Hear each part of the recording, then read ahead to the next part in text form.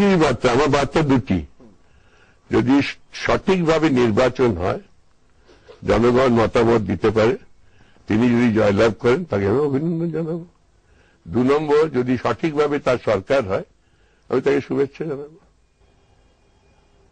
আর আপনার যে দলের সঙ্গে দীর্ঘদিনের সম্পর্ক, সেই দল এখন একটা চরম রাজনৈতিক লড়াইয়ের ময়দানে নেমেছে, তাদের প্রতি আপনার কি বার্তা?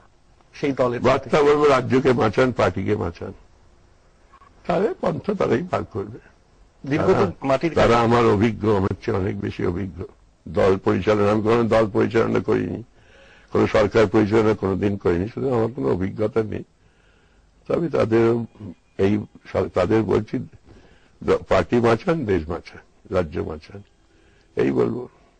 কতটা আশাবাদী আপনি যে পার্টিও বাঁচবে, আবার সবকিছু ঠিকঠাক থাকবে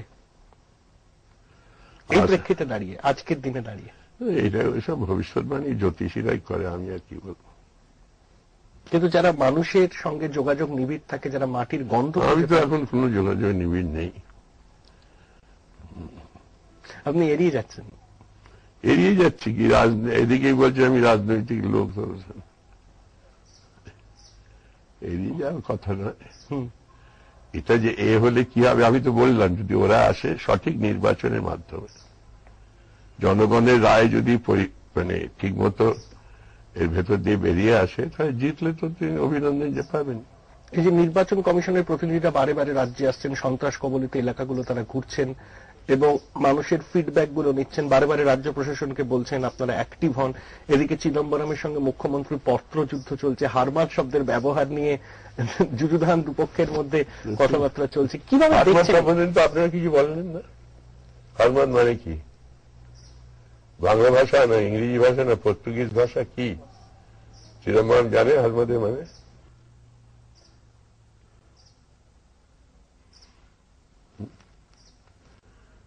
ঠিক আছে, ওটা বলে লাভ নেই ভাই। আপনিও যে প্রশ্নগুলো করছেন, আপনিও যদি ঠান্ডা মাথায় দেখেন প্রশ্নগুলো, ওটা বর্তমানে এখন নির্বাচনের সামনে একটা এমনি মতামত দিয়ে লাভ কি আছে? মতামত দিয়ে লাভ নেই, আমাদের ফলই দেখা যাবে। তবে আমি বেশ কতদিন ধরে বলছি যে আমি কোন রাজনীতিতে, কোন রাজনৈতিক দলের সঙ্গে যুক্ত নয়, রাজনৈতিক প্রচারে আমি নেই, এবং আমি যাকে বলে অ্যাক্টিভ রাজনীতি, পলিটিক্সকে কি বলবে, সক্রিয় রাজনীতি থেকে আমি অবসর নিয়েছি। তার মানে নয় যে আমি এতে মানুষের ভাবনা চিন্তা সুইচ অফ করে দিয়েছি। যে ভোট দিচ্ছে তারও একটা চিন্তা আছে, যা ভোট দিচ্ছে না তারও একটা চিন্তা আছে। কি চিন্তার ফলে মানুষে কি করবেন কি করে বলবো? সক্রিয় রাজনীতি থেকে অবসর তো দেখেছি আমি যে 72 সালে সকাল 10টার মধ্যে জ্যোতি বসুর নির্বাচন হয়ে গেল, 10% বুথে 10টায় বুথ বন্ধ হয়ে গেল। তো দেখে যে জ্যোতি বসু হেরেছিলেন, যদি কি বলে কাগজে কলমে হারলেন। এর চেয়ে নাটক কিছু ছিল বেশি? আমি তো ছিলাম তার কাছে, বলে খবর এলো যে সমস্ত বুথ ভর্তি হয়ে গেছে, আর বুথে আর ভোট বাকি নেই। সক্রিয় রাজনীতি থেকে অবসর 72 সালে 6 জন বামপন্থী নির্বাচিত হয়েছে। ওটা কি ইলেকশন ছিল নাকি? তাতে বলবেন যে মানুষের রায় বেরোচ্ছে। সক্রিয় রাজনীতি থেকে অবসর নিলেও অনেক সময় পরিস্থিতি অনুযায়ী, প্রয়োজন অনুযায়ী সিদ্ধান্ত পুনর্বিবেচনা করতে হয়, হয়তো বামপন্থাকে বাঁচাতে, হয়তো এই রাজ্যকে বাঁচাতে। তাই জন্য যদি আমার কিছু ভূমিকা থাকে, এই ভূমিকা সম্বন্ধে আপনার যে মানে আমাকে কি বলবো, ইন্সপায়ার করে, বাংলা কি হবে, আমাকে উৎসাহিত করবার চেষ্টা করছেন, ওটা হবে না কাজ। আমার শেষ প্রশ্ন, এটা রাজনৈতিক প্রশ্ন, সেটা হচ্ছে মানে মাওবাদীরা দেশের পক্ষে সব থেকে বড় বিপদ, যেটা প্রধানমন্ত্রী বলছেন, স্বরাষ্ট্রমন্ত্রী বলছেন, ইন্টারনাল থ্রেট। আবার এখানে সিপিআইএম তথা বামফ্রন্ট বলছে মাও তৃণমূল সংস্রব বা যোগাযোগ রয়েছে। আপনি মাও তৃণমূল সংস্রব বা মাওবাদীরা দেশের অভ্যন্তরীণ নিরাপত্তার ক্ষেত্রে সব থেকে বড় বিপদ মানেন? এই দুটো যদি হয়ে থাকে মানি, কিন্তু হয়েছে কিনা আমার তো কাছে ব্যক্তিগত প্রমাণ নেই। হয়ে থাকলে মানি, কেন মাওবাদীরা কি করতে চাইছে? সমাজ পরিবর্তন, কিছু মানুষ খুন করে হয়ে যাবে। আজকে সমাজ পরিবর্তন করতে হলে সরকার চাই, অধিকার চাই। তারা কোথাকার অধিকারটা পাবেন? আজকে যারা সব বুদ্ধিজীবীরা যাচ্ছেন তারা কি বলছেন? সাধারণ মানুষ মারলে তো কাউকে দেখি না, একটা চোখের জল তো দূরের কথা, একটা লোক দেখানো কোনো বক্তব্য নেই। তা আমি খালি এই প্রশ্নটা করি নিজেকে, এরা যদি বেশ এমন জায়গা হলো 200 kilometre, 200 mile, square mile, 500 square mile, সেখানে সরকার রইল না, তো সে মানুষের কি হবে সেখানকার? এই তো বলে যে কোথায় কোথায় একটা জেলা আছে ছত্তিশগড়ের নন্দ্রপ্রদেশে, সেখানে কোনো সরকার নেই, এলাকার মানুষের সব দুঃখ কষ্ট ঘুচে গেছে। আমি জানতে চাই, আপনি যদি গিয়ে থাকেন আমায় বলুন। একটা সরকার না থাকলে, একটা আইন কানুন না থাকলে উন্নয়নটা কি করে হবে? লোকে বলে হ্যাঁ যে অনুন্নয়নের প্রতিবাদ, অনুন্নয়নের প্রতিবাদটা মানে প্রতিবাদ করতে প্রতিবিধান তো চাই। তাদের সেই উন্নয়নটা কি করে আসবে? রাস্তা কেটে, মানুষ খুন করে, কি করে আসবে? আমাকে এটা বুঝিয়ে দিন তো। তৃণমূলের সঙ্গে মাওবাদীদের সংস্রব, এটা আমি জানবো? আমি তো জানি না ব্যক্তিগতভাবে। সরকারি দাবি, সরকারি দাবি হতে পারে, সিআইডি বলছে, সরকারের কাছে থাকতে পারে, অন্যরা অস্বীকার করছেন, সরকার বারে বারে বলছেন আছে, তা আমি কি করে কে সত্য আমি তো বলতে পারবো? আর আপনারা তো সব এদিক ওদিক শুনে বলেন। আমি সরি, আমি আপনাদের চ্যানেল বলে বলছি না, আপনাকে বলছি না, এটা অনেক জায়গায় খুব একে। এই তো শনিবার রোববারে কাগজ আসছে, রে বাবা, হ্যাঁ শনিবার বোধহয় 15% বিজ্ঞাপন ছাড়া বেরোয়, আর রবিবার বেরোবে তো 90% বিজ্ঞাপন। একে আবার বড় বড় ন্যাশনাল ডেইলি সামনে পাতা দূরের পাতা সব বিজ্ঞাপন। আমি তো চমকে উঠছি, কোথায় যাচ্ছি আমরা? তো আমাকে একবার খেলাধুলো ব্যবসা তো দেবেন না, কেটে দেবেন, না বলুন না। না আমাকে বলেছে যে এই যে আমি টেবিল টেনিস করবার জন্য আমরা সারা সর্বভারতীয় টেবিল টেনিস প্রতিযোগিতা করলাম, ওই WBTT, আমি প্রেসিডেন্ট, তো অনেক টাকা করে দরকার হয়েছিল। তো আমি একবার প্রেস ক্লাবে সাংবাদিক হয়েছে, এই টাকা করি কোথায় পাবেন পাবেন? আপনাদের মালিকরা তো প্রচুর টাকা, দিন না হয় কিছু। ছোট দেয় না, কোনো সংবাদপত্র তো কোনো দান করতে দেখছি না কাউকে।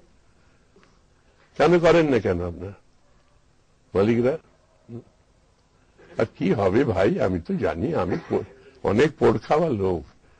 আজকে আমার খুবই অস্বস্তিকর যে আজকে এমন একটা সংবাদপত্র আছে, এমন চ্যানেল আছে যাদের রাজনৈতিক সমর্থন লোকে জানে না। আছে নাকি বলুন তো, একটা নাম করেন। কেউ প্রচ্ছন্নভাবে করছে, কেউ সোজাসুজি করছে। আছে কোন সংবাদপত্র আছে? সংবাদ মানেটা কি আজকে ভুলে গেছি আমরা। সংবাদ নিউজ কথাটার মানেটা কি? এগুলো ভাববার জিনিস ভাই। আপনারা সব ভবিষ্যৎ আমাদের পরিচালনা করবেন সবাই, আমি তো থাকবো না, যাই হোক। একটা বিরাট, আমি মিডিয়াকে অত্যন্ত সম্মান করি, অনেস্টলি বলছি, কিন্তু এই বর্তমান ভূমিকা দেখে আমি জানি সাংবাদিকরা কি করবেন। আমাকে পার্লামেন্টে দেখা তো, যে স্যার পাঠাচ্ছে এই খবর ছায় না, যা ইচ্ছে হেডলাইন দিয়ে দিচ্ছেন। আজ সংবাদ নেই, একটা মতামতপত্র, সংবাদপত্র নেই, মতামতপত্র। এর কথা ওকে চাপিয়ে দেবেন, খবরটাকে বিকৃত করছেন। খালি একজন রাজনৈতিক দলকে কখন যাকে কি কখন থেকে আবার তার থেকে চ্যুত হয়ে যাবে, তখন আবার এদিক ওদিক। তো দেখলাম অনেক কাগজ। আমি তো আজ রাজনীতি তো অতদিন নেই, অনেকে আছে আমার চেয়ে বেশি। তাহলে নাই করে 45 বছর কাটলো, বেশি, প্রায় 45 বছর, 50 বছর ততদিনে মরে যাবো। যাই হোক, তা সেইখানে তো আমি দেখছি এখন একটা বিবেকানন্দ মুখার্জি বার করুন না। আগেকার করে আমি একটা বোধকে দিয়েছিলাম সংবাদপত্রের ভূমিকা, তাই বলছিলাম স্বাধীনতার সময় প্রথম বাংলার সংবাদপত্র প্রকাশ হয়। তারা কি করত? স্বাধীনতা যুদ্ধে মানুষকে উদ্বুদ্ধ করতেন। আর তারাই বেশিরভাগ ছোট মেশিন, ওই ট্রেডার মেশিন হাতে করে ছাপতেন। তারাই সংবাদক হতেন, ভিক্ষে করে তারা কাগজ কিনে ছোট ছোট এই লিফলেটের মতো কাগজ বার করতেন হয়তো। তারা ছিলেন নিজেরাই এডিটর, নিজেরাই চালাতেন। তাই যখন দেশ স্বাধীন হলো, একটা নতুন প্রথম হলো যে সংবাদপত্রের মালিকানা নিয়ে কথা উঠল। একজন হলো মালিক, একজন হলো সম্পাদক। তখনও বিবেকানন্দ মুখার্জি, সত্যেন মজুমদার সব ছিলেন, অনেকে ভালো ভালো।